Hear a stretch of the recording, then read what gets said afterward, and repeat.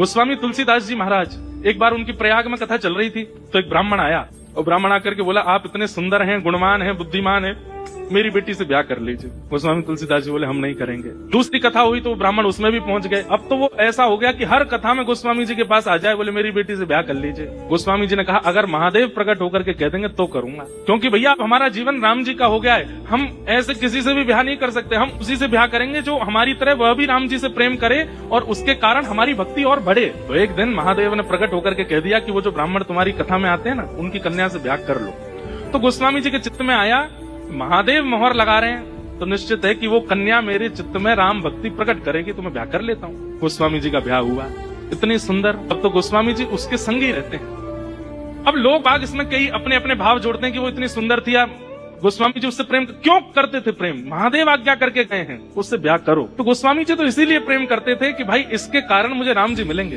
लेकिन गोस्वामी जी का ऐसा अथाह प्रेम, एक दिन पत्नी परेशान हो गई, 5 साल हो गए, मायके भी नहीं जाने दिया मुझको। अर्धरात्रि में सोता जान करके गोस्वामी जी को निकल गई अपने घर।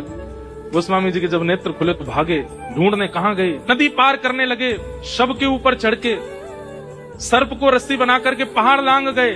कितने कांटे लगे हैं, कितने वृक्षों से टकराए हैं, कोई पता नहीं है उसका। जब अपने ससुराल पहुंचे तो वहां देखा कि पत्नी अपने घर में है, तो उसके सामने जाकर के बोले, तुम मुझे छोड़ के क्यों चली आई? पत्नी ने कहा, दुर्गंध क्यों आ रही है आप में से? पता चला कि भाई ये तो शव को नाव बना करके, किसी मृतक व्यक्ति की लाश बहती हुई आ रही थी, उसको नाव बना के पार कर गए यमुना जी। सर्प को रस्सी बना करके पहाड़ लांग गए।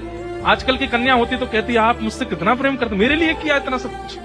गोस्वामी जी की पत्नी बोली, इतना प्रेम यदि राम जी से किया होता, हाड़मांस के पुतले के लिए आपने इतना कुछ कर दिया, अगर इतना कभी राघव जी के लिए किया होता तो आज राम जी आपको मिल गए होते। इतना त्याग, इतनी पीड़ा, इतनी व्याकुलता, इतनी तत्परता इस शरीर के लिए, आपसे एक रात नहीं रहा गया मेरे बगैर। ऐसी व्याकुलता अगर राघव जी के लिए हुई होती तो आज राम जी मिल गए होते आपको। उसी समय गोस्वामी जी के नेत्र बंद होकर पूछने लगे स्वयं से, ये सत्य ही तो कह रही है? राम जी के दर्शन के लिए मैंने शव को नाव बना करके कभी पार नहीं किया। और पत्नी के कारण गोस्वामी जी उसी समय सब छोड़ करके तुलसीदास बन गए और मिले राघव जी उनको। तो अब पत्नी अनुकूल नहीं थी, लेकिन क्योंकि महादेव जानते हैं कि जब प्रतिकूल पत्नी आएगी और वह आकर के इनको ऐसे फटकारेगी तभी राम जी मिलेंगे, तो जरूरी नहीं है कि अनुकूल मिलेगा तो ही भगवत प्राप्ति होगी। कई बार प्रतिकूल के मिलने से भगवत प्राप्ति होती है।